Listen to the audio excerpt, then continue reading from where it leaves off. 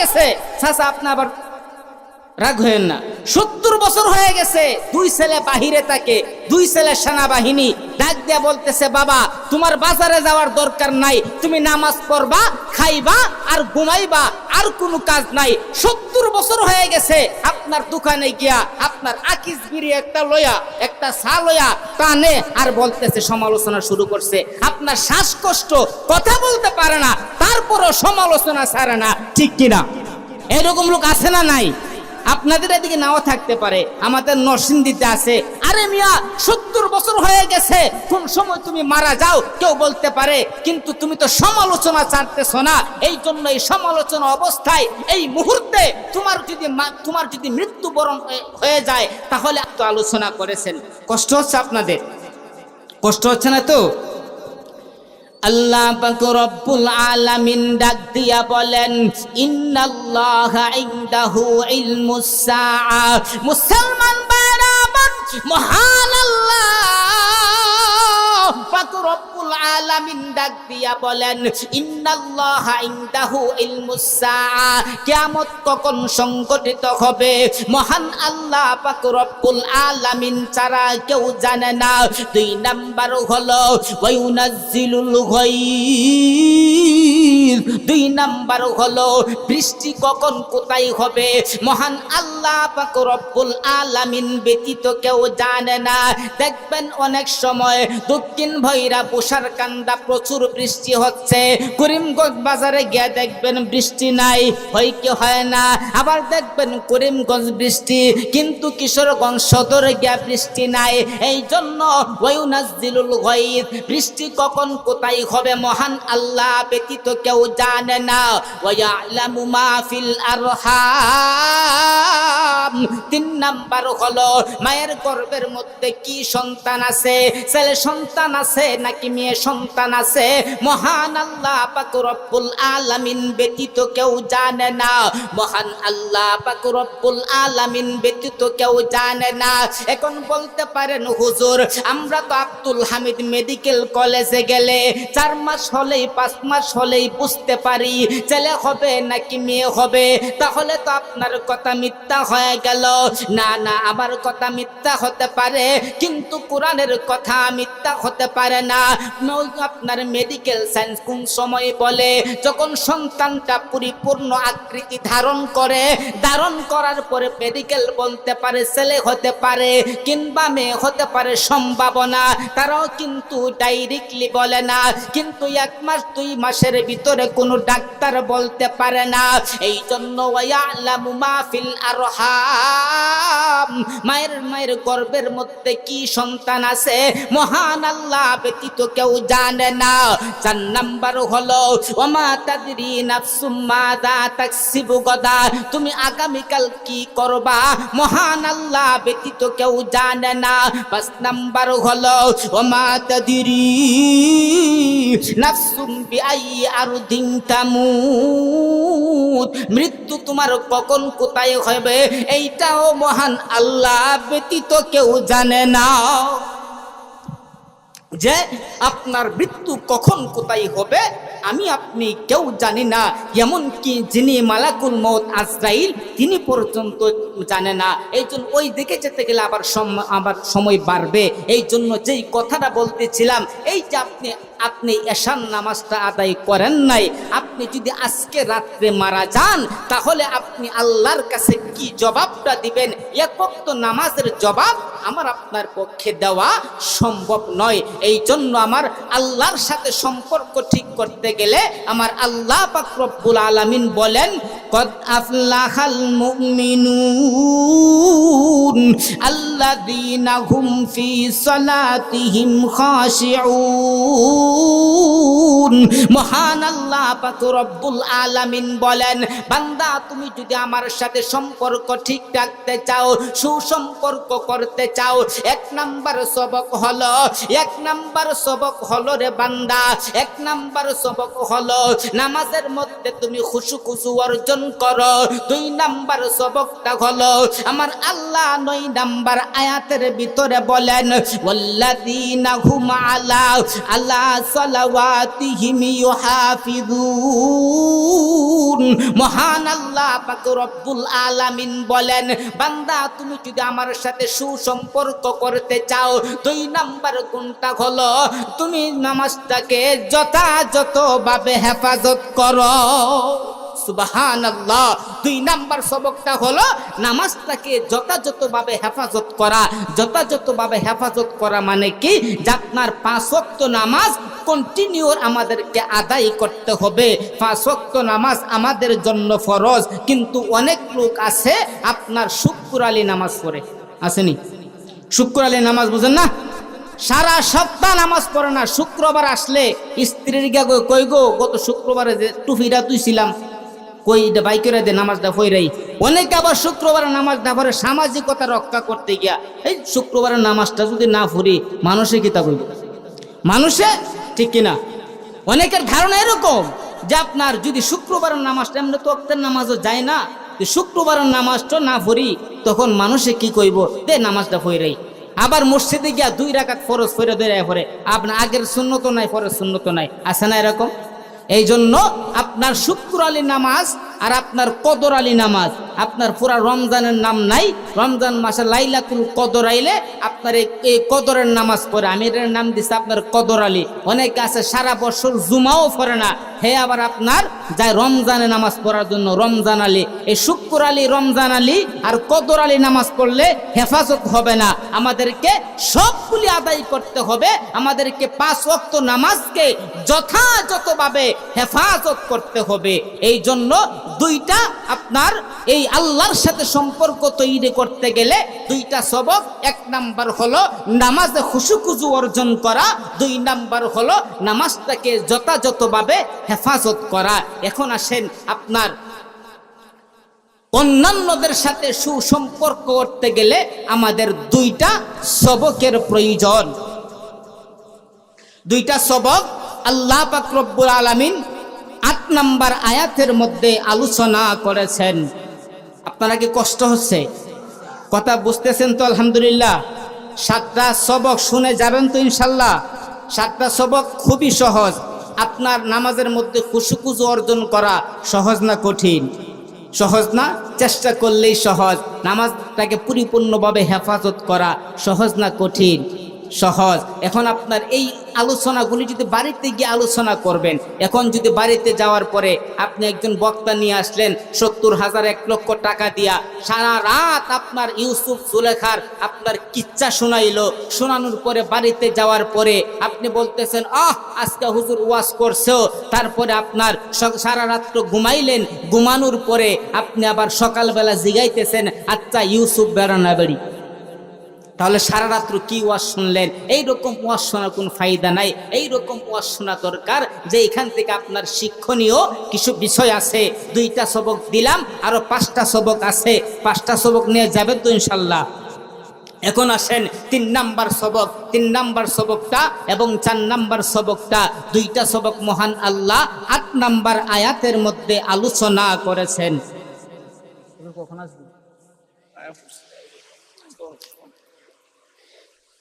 2 number সবক হলো আল্লাহ পাক রব্বুল আলামিন বলেন, ওয়াল্লাযীনা হুম লিআমানাতিহিম ওয়া আহদিহিম রাউন। আল্লাহ পাক রব্বুল আলামিন ডাক দিয়া বলেন, মুসলমান ভাইরা আমার, মহান আল্লাহ পাক রব্বুল আলামিন ডাক দিয়া বলেন, হে বান্দা, আমি আল্লাহ পাক রব্বুল আলামিনের সাথে যদি সুসম্পর্ক করতে চাও তাহলে 2টা সবক, নামাজের মধ্যে খুশুখুজু অর্জন করা এবং নামাজটাকে যথাযথভাবে হেফাজত করা, 2টা সবক তোমরা যদি পালন করতে পারো আমি আল্লাহর সাথে সুসম্পর্ক হয়ে যাবে। এখন অন্যের সাথে সুসম্পর্ক করতে গেলে 1 নাম্বার সবক ওয়াল্লাযীনা হুম লিআমানাতিহিম, আমানতের খিয়ানত করা যাবে না। কিন্তু 2 নাম্বার হলো ওয়াহদিহিম রাউন, ওয়াদা ভঙ্গ করা যাবে না।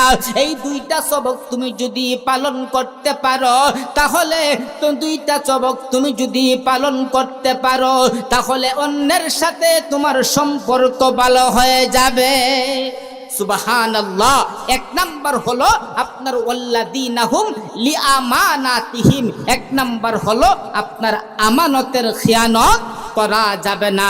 এখন আমরা মনে করতে পারি আমানত কারে কয়? আমানত বলা হয় যে আপনার দখলে আছেন আপনি, কিন্তু মালিক আপনি না। সোজা হিসাব, সহজ উত্তর, যে আপনি দখলে আছে আপনার, কিন্তু মালিক আপনি নন। এটার নামই হলো আমানত। এখন আসেন, এই যে আমাকে আল্লাহ দুইটা হাত দিছে, এই দুইটা হাত কি আমার? জোরে বলেন আমার। দুইটা চোখ কি আমার? দুইটা কান কি আমার? দুইটা পা কি আমার? দুইটা চক্ষু কি আমার? এখন বলতে পার হুজুর এটা আমি খাই, আমি হাঁটি, তাহলে এটা আমার না কার? আপনার যদি হইতো তাহলে কোনো মানুষ কি জীবনে অন্ধ হইতো? কোনো মানুষ কি জীবনে পঙ্গু হইতো? কোনো মানুষ কি জীবনে প্যারালাইসিস হইতো? হইতো না। এতে বোঝা গেল যে আপনার হাত পা আপনার দখলে আছে আমার, চক্ষু দখলে আছে আমার, কান দখলে আছে আমার, কিন্তু এইগুলির মালিক হলো মহান আল্লাহ পাক রব্বুল আলামিন। এখন মহান আল্লাহ পাক রব্বুল আলামিন যেইভাবে বলেছেন আমাদেরকে এইগুলি আপনার আমানত হিসাবে দিয়েছেন, এইগুলি আমরা আমানত যদি যথাযথভাবে হেফাজত না করি তখনই মানুষ পঙ্গু হয়ে যায়, তখনই মহান আল্লাহ তার আমানতটাকে মহান আল্লাহ নিয়ে যায়।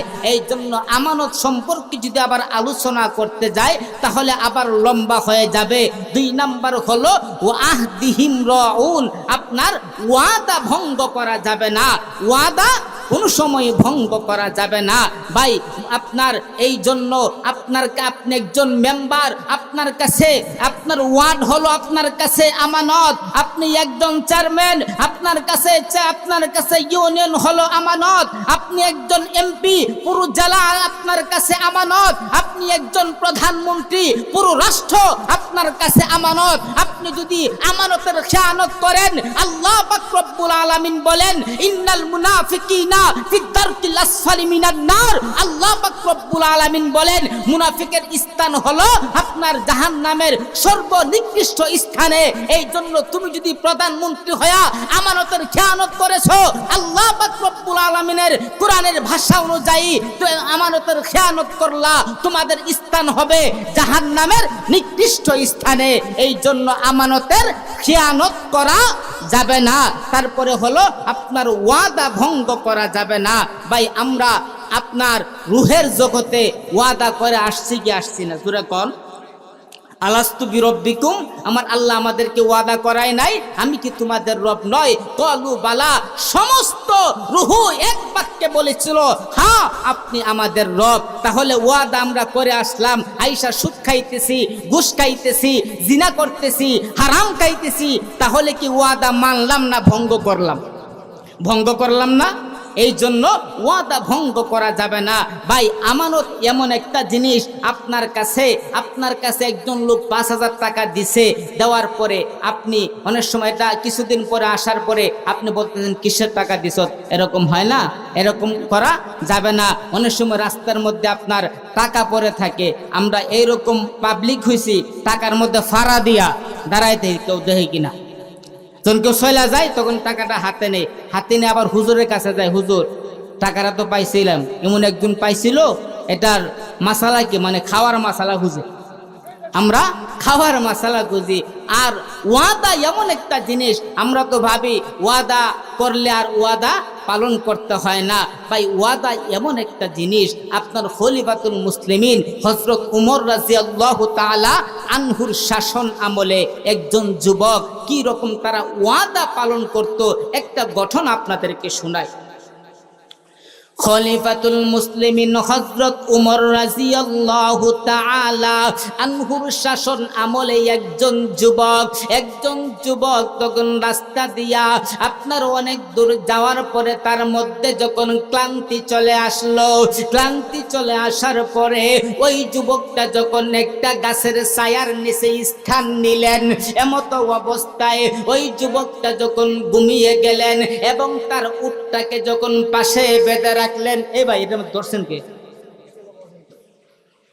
ওই যুবক যখন ওই রকম ভাবে যখন ঘুমাইলেন, উটটাকে পাশে বাইদা এই উটটা ছুটে যখন চলে গেল, ওই যুবক যখন ঘুম থেকে উঠলেন, উঠার পরে যুবক দেখতেছেন তার উটটাকে আর পাওয়া যায় না।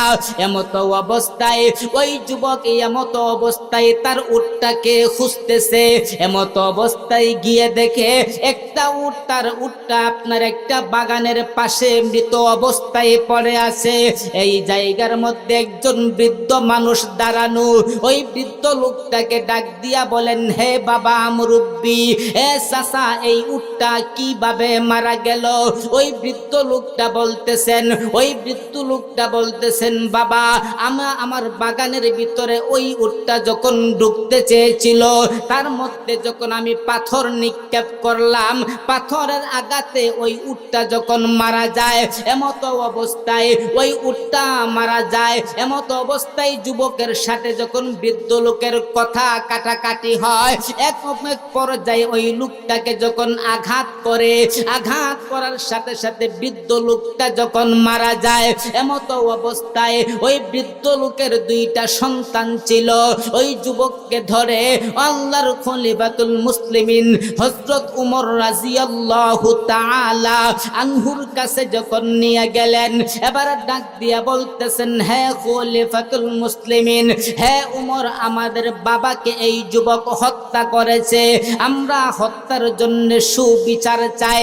এবার খলিফাতুল মুসলিমিন হযরত উমর রাদিয়াল্লাহু তাআলা আনহু তিনি ডাক দিয়া বলেন, হে যুবক, তুমি ওই বৃদ্ধকে হত্যা করলা কেন? এবার যুবক যখন বিস্তারিত বললেন, ডাক দিয়া বলতেছেন, হে আমিরুল মুসলিমিন, আমি ইচ্ছা করে তাকে আঘাত করি নাই, আমি যখন আঘাত করতে এক সময় অনিচ্ছাকৃতভাবে ওই লোকটা যখন মারা যায়, এমতো অবস্থায় ডাক দিয়া বলেন, হে যুবক, তোমাকে তো হত্যার বদলে হত্যা করা হবে। এবার ডাক দিয়া বলেন, হে যুবক, তোমার শেষ কোনো ইচ্ছা আছে নাকি? এবার যুবক ডাক দিয়া বলেন, হে খলিফাতুল মুসলিমিন, আমার কাছে অনেক মানুষের আমানত আছে, এই আমানতগুলি আমাকে কয়েকদিন সময় দেন, আমানতগুলি দিয়া আবার আপনার কাছে ওয়াদা দিলাম, আবার আপনার কাছে যথাযথভাবে উপস্থিত হব। এবার ডাক দিয়া বলেন, হে যুবক, না, এইভাবে তোমাকে ছাড়া যাবে না। যদি তুমি তোমার একজনকে মানুষকে আমার কাছে আমানত হিসাবে দিয়ে যেতে পারো, তাহলে তোমাকে ছুটি দেওয়া হবে, তোমাকে শুক্রবার জুমার পরে তোমাকে হত্যা করা হবে। এমতো অবস্থায় যুবক ডাক দিয়া বলে, এখানে তো কেউ আমাকে চিনে না, আমি কাকে দিয়ে যাব? এমতো অবস্থায় আবু যর গিফারি রাদিয়াল্লাহু তাআলা আনহু ডাক দিয়া বলেন, হে খলিফাতুল মুসলিমিন, আমি ওই যুবকের পক্ষ থেকে আমি আমানত হিসাবে থেকে গেলাম। এবার উমর রাদিয়াল্লাহু তাআলা আনহু ডাক দিয়া বলেন, হে আবু যর, তুমি ঠিক করে বলো, ওই যুবককে ছেড়ে দেওয়ার পরে যদি না আসে, তাহলে তোমাকে কিন্তু হত্যা করা হবে। এবার আবু যর বলতেছেন, আমি রাজি আছি। এমতো অবস্থায় ওই যুবককে যখন ছেড়ে দেওয়া হলো, শুক্রবার যখন জুমার আজান দেওয়া হলো, আজানের সাথে সাথে যখন আপনার যুবককে দেখা যায় না, যুবক আর আসতেছে না, সবাই তো থরথর করে কাঁপতে শুরু করলো। হাই রে, আজকে তো আবু যর গিফারি নিরপরাধ হিসাবে তাকে হত্যা করা হবে। এমতো অবস্থায় হত্যা করা হবে। জুমার নামাজের পরে হঠাৎ করে দেখা যায় লম্বা আলোচনা, একজন যুবক গুড়া চৌড়াইয়া আসতেছে, উট চড়াইয়া আসতেছে। এমতো অবস্থায় ওই যুবক যখন এসে বসলেন, উমর রাদিয়াল্লাহু তাআলা আনহু ডাক দিয়া বলেন, হে যুবক, তুমি কেন মুমিনরাই হলো ফালাহ। ফালাহ কি? ফালাহ হলো আরবি শব্দ, উর্দুতে বলা হয় কামিয়াব, ইংরেজিতে বলা হয় সাকসেস, বাংলাতে বলা হয় সফল। তাহলে কারা কামিয়াব, কারা সফল? সাকসেস কাদেরকে বলা হয়? আমরা অনেকেই মনে করি দুনিয়ার ধন পায়া সাকসেস, কেউ মনে করি দুনিয়ার জন পায়া সাকসেস। কেউ মনে করে বুসরাকান্দের এক ভাই আরেক ভাইয়ের সাথে আলোচনা করতেছে, দুস্থ ঢাকার শহর যদি একটা বাড়ি বানাইতে পারতাম তাহলে আমি সাকসেস। কিছুদিন পরে যখন বাড়িটা বানানো হলো বলতেছে, বন্ধু আমি তো সফল হয়ে গেছি। আরে খবিশ নিরে ভালোবাসে, সে বলতেছে, দোস্ত আমি একজনের সাথে প্রেম করি, তারে যদি বিয়া করতে পারি তাহলে আমি সফল। কিছুদিন পরে বিবাহ করলো, বলতেছেন দোস্ত আমি তো সফল হয়ে গেছি। আচ্ছা আপনারা বলেন তারা দুইজন কি সফল না বিফল? কারণ হলো দুনিয়ার ধন সাথে যাবে না, দুনিয়ার জন সাথে যাবে না। এই জন্য আমাদের এমন একটা জিনিস হাসিল করতে হবে যেটা দুনিয়ার মধ্যেও থাকে এবং পরকালেও থাকে। এই জিনিসটা যেই হাসিল করতে পারবে সেই হলো কামিয়াব, সেই হলো সাকসেস, সেই হলো সফল। এখন আসেন, আমার আল্লাহ বলতেছেন মুমিনরাই হলো সফল। কোন মুমিন সফল? যেই মুমিনের ভিতরে এই 7টা গুণ আছে, সেই 7টা গুণ যেই মুমিনের মধ্যে আছে সেই হলো সফল। এখন এই 7টা গুণ যদি আমরা অর্জন করি তাহলে আমাদের লাভটা কি? বাঙালি তো লাভের পাগল। আমরা কাজ করার আগে বুঝাই যে আমার মাইনে কত। এই জন্য আল্লাহ 7টা গুণে গুণান্বিত যারা, আমার আল্লাহ 10 নাম্বার আয়াতে মহান আল্লাহ পুরস্কার কি দিবেন, লাভটা কি দিবেন সেই সম্পর্কে আলোচনা করেছেন। আসুন আমরা সর্বপ্রথম লাভটাই শুনি। আল্লাহ পাক রব্বুল আলামিন ডাক দিয়া বলেন, কদ আফলাহাল মুমিনুন। মুসলমান ভাইরা আমার, মহান আল্লাহ পাক রব্বুল আলামিন ডাক দিয়া বলেন, হে বান্দা কদ আফলাহাল মুমিনুন। মুমিনরাই হলো সফল, মুমিনরাই হলো কামিয়াব, মুমিনরাই হলো সাকসেস। কোন মুমিন সাকসেস, কোন মুমিন কামিয়াব তুমি জানোনি? আমি আল্লাহ সূরাতুল মুমিনুনের 2 নাম্বার আয়াত থেকে শুরু করে 9 নাম্বার আয়াত পর্যন্ত, এর ভিতরে আমি আল্লাহ পাক রব্বুল আলামিন 7টা সবক দিলাম। যেই ব্যক্তি 7টা সবক অর্জন করবে, পালন করবে, সেই ব্যক্তি হলো কামিয়াব। সুবহানাল্লাহ, আরো জোরে বলেন সুবহানাল্লাহ। মুসলমান ভাইরা আমার, মহান আল্লাহ পাক রব্বুল আলামিন ডাক দিয়া বলেন, হে বান্দা এই 7টা গুণ গুণান্বিত হলে লাভটা কি হবে জানোনি? আল্লাহ পাক রব্বুল আলামিন 10 নাম্বার আয়াতে বলেন, উলাইকা হুমুল ওয়ারিসুন। মুসলমান ভাইরা আমার, মহান আল্লাহ পাক রব্বুল আলামিন ডাক দিয়া বলেন, হে বান্দা যেই ব্যক্তি 7টা গুণে গুণান্বিত হবে, আমি আল্লাহ পাক রব্বুল আলামিন ওয়ারিস সূত্রে আমি আল্লাহ পাক রব্বুল আলামিন তাকে ওয়ারিস সূত্রে একটা বাড়ির মালিক বানায়া দিব। সুবহানাল্লাহ, আরো জোরে বলেন সুবহানাল্লাহ। আমার আল্লাহ ওয়ারিস সূত্রে একটা বাড়ির মালিক বানায়া দিবে। আমার আল্লাহ যে বলছেন বাড়ির মালিক বানায়া দিবে, বাড়িটা কোথায় দিবে? বাড়িটা কি বাংলাদেশে দিবে, নাকি লন্ডনে দিবে, নাকি আমেরিকায় দিবে? না, বাংলাদেশেও দিবে না, লন্ডনেও দিবে না, আমেরিকায়ও দিবে না। আমার আল্লাহ কোথায় দিবে? আমার আল্লাহ পরের আয়াতের মধ্যে বলেন, আল্লাযীনা ইয়ারিসুনাল ফিরদাউস।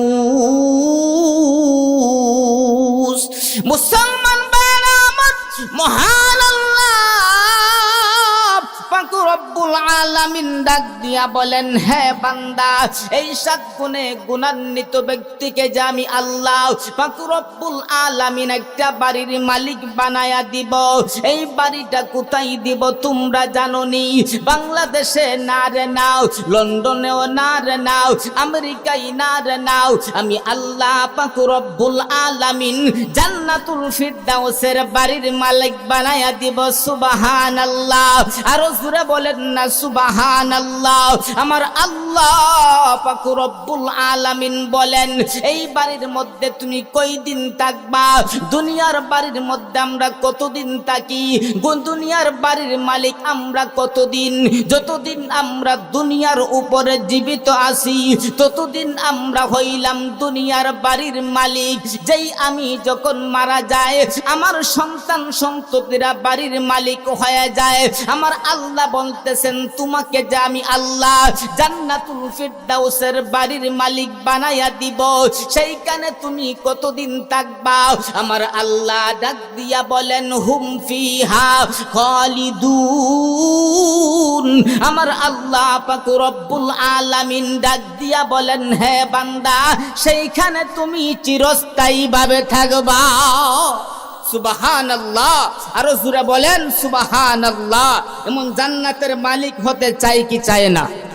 জোরে বলেন, জান্নাতের মালিক হতে চাই কি চায় না? জান্নাতের মালিক যদি হতে চায় তাহলে আমাদেরকে আপনার এই 7টা গুণে গুণান্বিত হতে হবে।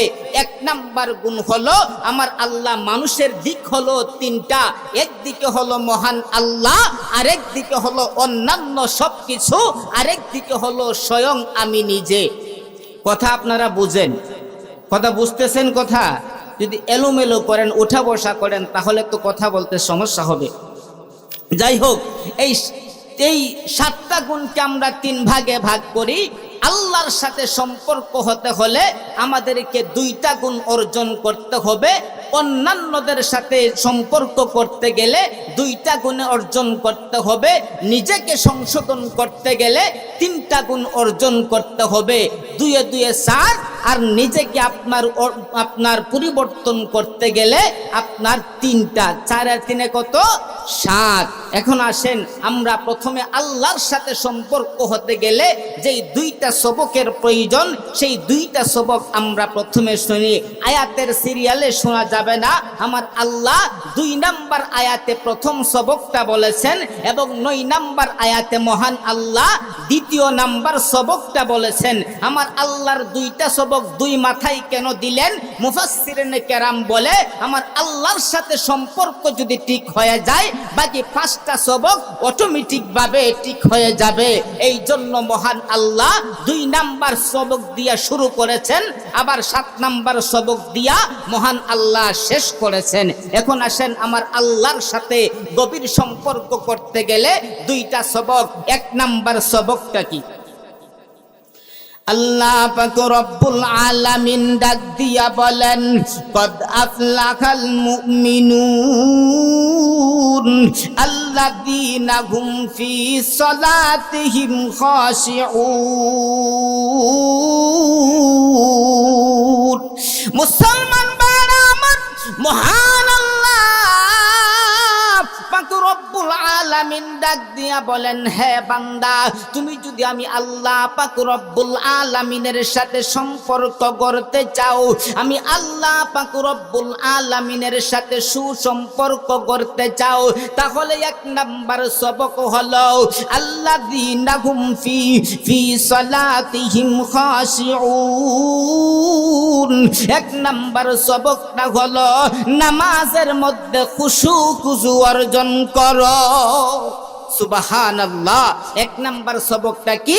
আল্লাহর সাথে গভীর সম্পর্ক করতে গেলে 1 নাম্বার সবকটা কি? জোরে কোন? 1 নাম্বার সবকটা কি? নামাজের মধ্যে খুশু অর্জন করতে হবে।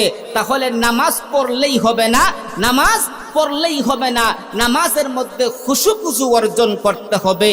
আপনারা কথা বুঝেন? বুঝেন তো ইনশাল্লাহ? আমার ভাষা আপনাদের বোঝা যায়? তাহলে খুশু অর্জন করতে হবে। যার মধ্যে খুশু নাই ফেল হলো তিন ধরনের। যার মধ্যে ইমান নাই সেও হলো ফেল, যার মধ্যে ইমান আছে নামাজ আছে, নামাজ নাই সেও হলো ফেল, আর যার মধ্যে ইমান আছে নামাজও আছে কিন্তু খুশু খুজু নাই সেও ফেল। এখন প্রশ্ন হতে পারে, হুজুর নামাজও পড়লাম ইমানও আনলাম, আনার পরেও যদি ফেল হতে হয় তাহলে নামাজটা পড়ে লাভটা কি? ভাই ফেইলে ফেইলে ব্যবধান আছে না নাই? ব্যবধান আছে। কি রকম ব্যবধান? এক্সাম্পল দিতে গেলে আমার আরো আধা ঘন্টা সময়ের প্রয়োজন, এক্সাম্পল দিব না, অনেক ব্যবধান। ছোট্ট একটা কথা বলবো।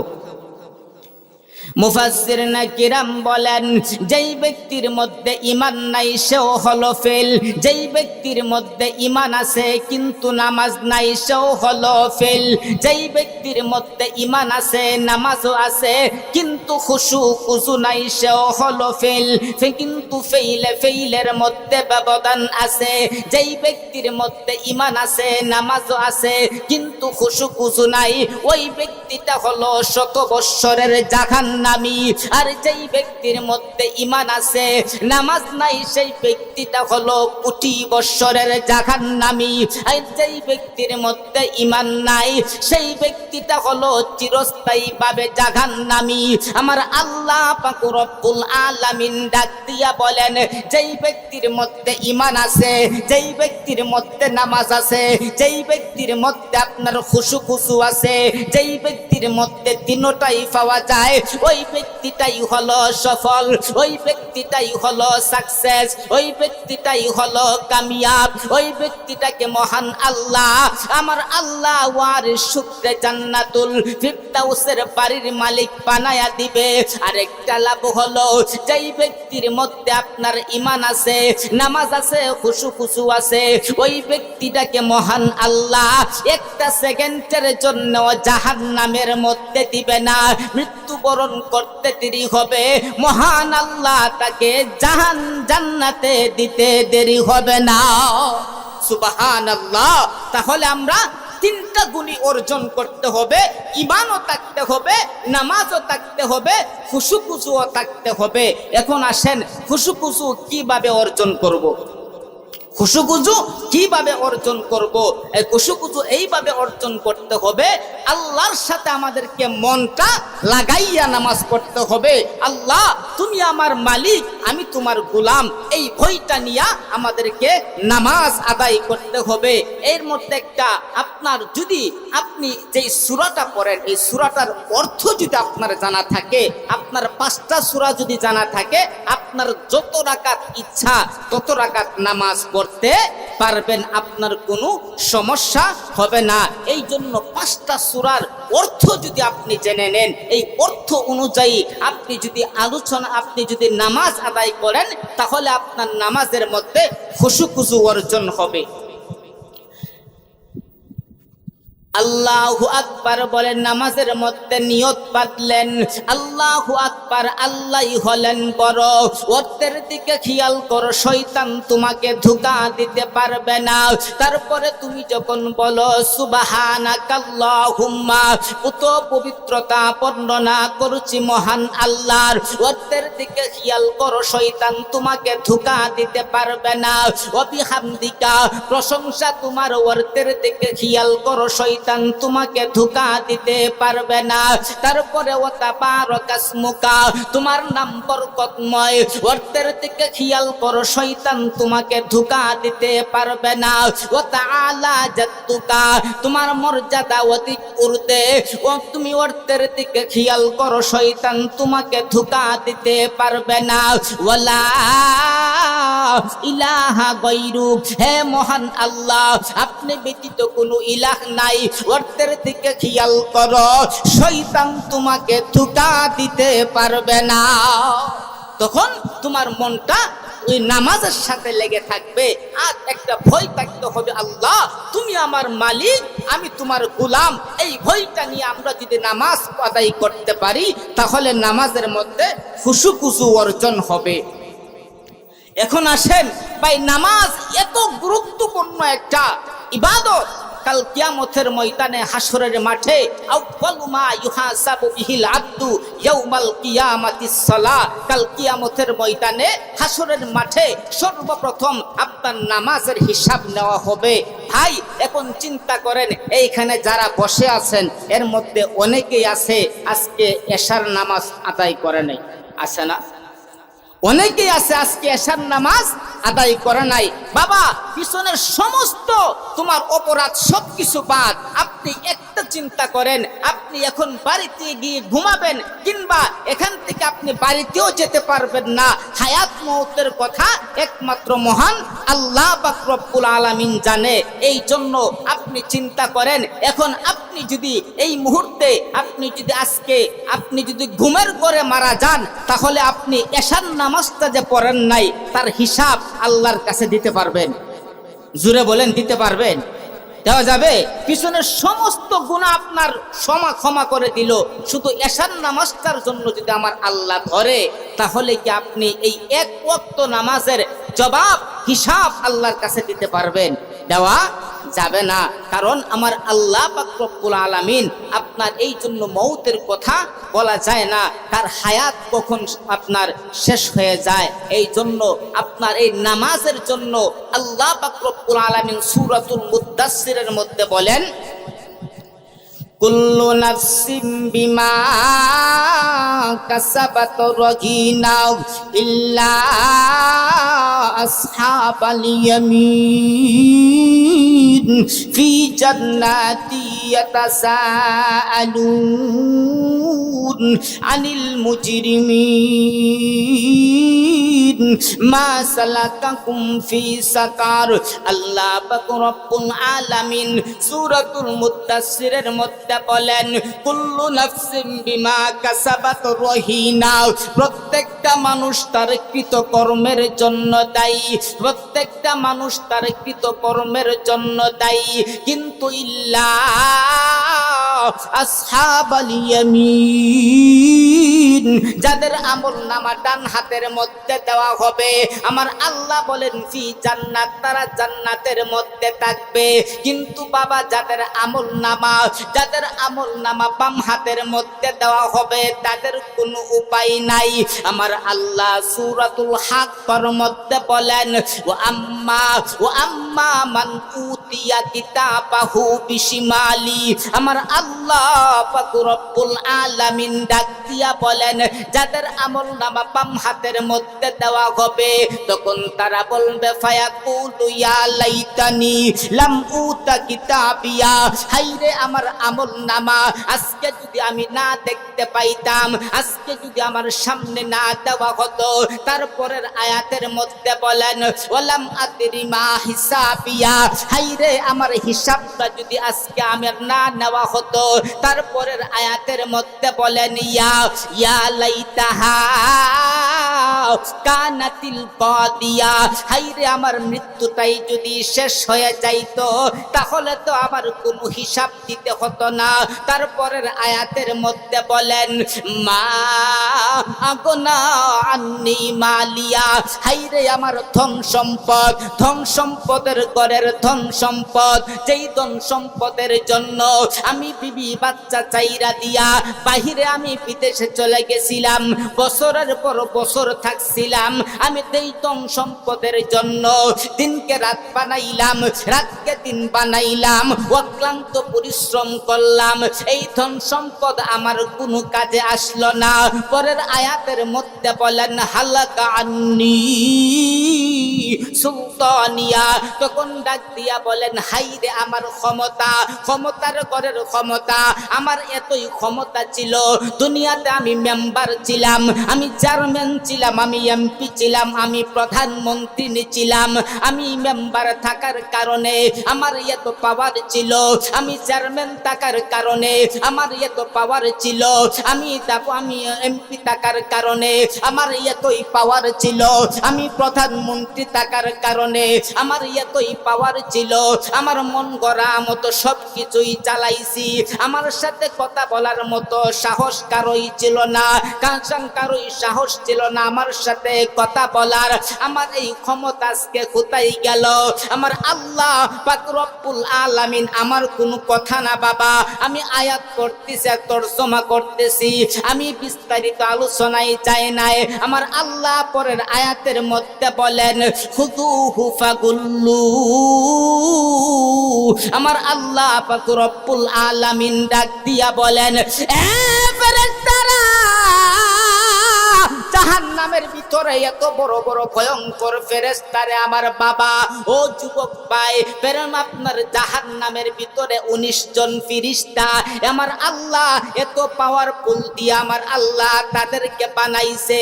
আমার আল্লাহ পয়গম্বর সাল্লাল্লাহু আলাইহি ওয়াসাল্লাম বলেন, এক একজন ফেরেশতার মধ্যে মহান আল্লাহ এত শক্তি দান করেছে, আদম আলাইহিস সালাতু ওয়াস সালাম থেকে শুরু করে কিয়ামত পর্যন্ত যত মানুষ আসছে এবং আসবে এবং জিন জাতি সহ সমস্ত জিন জাতি এবং মানুষের যতগুলি শক্তি আছে, একটা ফেরেশতার মধ্যে এতগুলি শক্তি মহান আল্লাহ পাক রব্বুল আলামিন দান করেছেন। মুসলমান ভাইরা আমার, নবী আমার সাল্লাল্লাহু আলাইহি ওয়াসাল্লাম বলেন, আমার আল্লাহ বলেন খুযুহু ফাগুল্লু, হে আমার ফেরেশতারা, আমার নাফরমান বান্দাটারে ধর, আমার নাফরমান বান্দাটারে ধর। আমার আল্লাহ পাক রব্বুল আলামিন বলেন ধইরা তারে ফেরি পরায়া দে।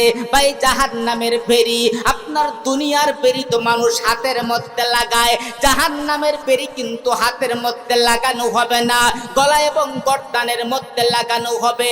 জাহান্নামের আলোচনা করার টাইম নাই, আমার আল্লাহ পাক রব্বুল আলামিন বুঝাইতে চান সুম্মাল জাহিমা সল্লু। আমার আল্লাহ ফেরেশতাদেরকে বলে, হে আমার ফেরেশতারা, আমার জাহান্নামী আমার নাফরমান বান্দাটারে ধর, ধইরা সুম্মাল জাহিমা সল্লু, তারে জাহান্নামের মধ্যে নিক্ষেপ কর। আমার আল্লাহ শুধু তাই নয়, আমার আল্লাহ পরের আয়াতের মধ্যে বলেন সুম্মা ফি সিলসিলাতিন যারউহা, সিলসিলা মানে হইল জিনজিল, হুজুর পাশে আসে আপনার সালাসিলা মানে হইল জিনজিল। আমার আল্লাহ পাক রব্বুল আলামিন বলেন সুম্মা ফি সিলসিলাতিন যারউহা সাবউনা মানে হইল 70, যিরআ মানে হইল গজ। আমার আল্লাহ পাক রব্বুল আলামিন বলেন 70 গজ বিশিষ্ট আগুনের জিনজিল দ্বারা তারে পেছা, এটা দুনিয়ার কোনো গজ না রে বাবা। আল্লাহর পয়গম্বর বলেন একটা জিনজিলের মধ্যে আমরা অনেক সময় যে করা বলি আংরা বলা হয়, একটা আংরা থেকে আরেকটা আংরা যে লাগানো হয়, আমার আল্লাহ পাক রব্বুল আল্লাহর পয়গম্বর বলেন মুসলমান ভাইরা আমার, নবী আমার সাল্লাল্লাহু আলাইহি ওয়াসাল্লাম বলেন একটা জিনজিলের একটা করা থেকে আরেক করাই যায়, এক করা থেকে এক করার একটা মাথা থেকে আরেক মাথা পর্যন্ত যাইতে গেলে 100 বছরের রাস্তা লাগবে। এই রকম একটা জিনজিল দিয়া পেছাইয়া জাহান্নামের ভিতরে নিক্ষেপ করবে, ওই দিকে যেতে চায় না। মোট কথা হলো যাদের আমলনামা ডান হাতের মধ্যে দেওয়া হবে, ইল্লা আসহাবাল ইয়ামিন, যাদের আমলনামা ডান হাতের মধ্যে দেওয়া হবে তারাই হবে জান্নাত ফি জান্নাত, তারা জান্নাতের মধ্যে থাকবে। ইয়াতাসাআলুন, তারা একজন আরেকজনকে জিজ্ঞাসা করবে আনিল মুজরিমিন, কি জিজ্ঞাসা করবে? অপরাধীদের সম্পর্কে। মা সালাকাকুম ফি সাকার, একজন জান্নাতি জাহান্নামীকে ডাক দিয়া বলবে এ ভাই, আমরা তো একসাথে দক্ষিণ ভৈরা বুসার কান্দা যুব সমাজ আমরা একসাথেই ছিলাম, আমরা তো একসাথে যুব সমাজের মাহফিলের মধ্যে বসা ছিলাম, কিন্তু আজকে তুমি জাহান্নামে আমি জান্নাতে, তার কারণটা কি? তখন জাহান্নামী ডাক দিয়া বলবে এ বন্ধু, 1 নাম্বার কারণ হলো আমরা দক্ষিণ ভৈরা বুসার কান্দা, যদিও আমরা এক এলাকার মানুষ ছিলাম, একসাথে খাইতাম, পড়তাম, একসাথে ঘুমাইতাম, একসাথে চলতাম, একসাথে হাঁটতাম, একসাথে ঘুরতাম, একসাথে সবকিছুই করতাম। কিন্তু যখন দুইজন একসাথে খেলা করতাম, যখন আজান দিয়া দিত, আজান দিতে আমি খেলার মধ্যে মগ্ন থাকতাম আর তুমি নামাজে চলে যাইতা। আমরা যখন একসাথে ঘুমাইতাম, একসাথে ঘুমানোর সময় যখন ফজরের আজান দেওয়া হয়, ফজরের আজান দিলে আমি লেপকায়ে দিয়া, কম্বল গায়ে দিয়া আমি ঘুমাইয়া থাকতাম আর তুমি আল্লাহর ডাকে সারা দিয়া নামাজে চইলা যাইতা। মুসলমান ভাইরা আমার, মহান আল্লাহ পাক রব্বুল আলামিন ডাক দিয়া বলেন, ক্বালু লাম নাকু মিনাল মুসাল্লিন। তখন তারা ডাক দিয়া বলবে, বন্ধু এক নাম্বার কারণ হলো তুমি আমি নামাজে ছিলাম না, তুমি নামাজে ছিলা। এক নাম্বার জাহান্নামে আসার কারণ হলো দুনিয়াতে থাকা অবস্থায় মুসল্লি ছিলাম না, নামাজি ছিলাম না, এই জন্য মহান আল্লাহ আমারে জাহান্নামে দিছে আর তোমারে জান্নাতে দিছে। দুই নাম্বার কারণ হলো ওয়ালাম নাকু নুতঈমুল মিসকিন, যারা অভাবী ছিল তাদেরকে ক্ষুধা নিবারণ করতাম না। তিন নাম্বার হলো ওয়াকুন্না নাখুদু মাআল খাইদিন, মানুষের সমালোচনা করতাম। চার নাম্বার হলো ওয়াকুন্না নুকাদ্দিবু বিয়াউমিদ্দিন, আমরা পরকাল দিবসকে বিশ্বাস করতাম না। আমরা বলতাম জান্নাত বলতে কোনো কিছুই নাই, জাহান্নাম বলতে কোনো কিছুই নাই, কবর জগৎ বলতে কোনো কিছুই নাই, কিয়ামত হাসর বলতে কোনো কিছুই নাই। মোট কথা পরকাল দিবসকে বিশ্বাস করতাম না। এই জন্য মহান আল্লাহ আমাদেরকে জাহান্নামে দিছে আর তোমাদেরকে জান্নাতে দিছে। এক নাম্বার কারণ হলো ক্বালু লাম নাকু মিনাল মুসাল্লিন, মুসল্লি না হওয়ার কারণে, নামাজি না হওয়ার কারণে মহান আল্লাহ আমাদেরকে জাহান্নামে দিছে আর তোমাদেরকে জান্নাতে দিছে। দুই নাম্বার কারণ হলো যে যারা অভাবী ছিল, ক্ষুধার্ত ছিল, তাদেরকে আহার্য দিতাম না। তিন নাম্বার হলো যে আপনার অকুন্না নাখুদু মাআল খাইদিন, মানুষের সমালোচনা করতাম। হাই রে, এই যে সমালোচনা এমন হয়ে গেছে, মানুষের সমালোচনা আপনার চায়ের স্টলে বসলে মনে হয় আপনার ছোট বড় একটা সংসদ, ঠিক কিনা?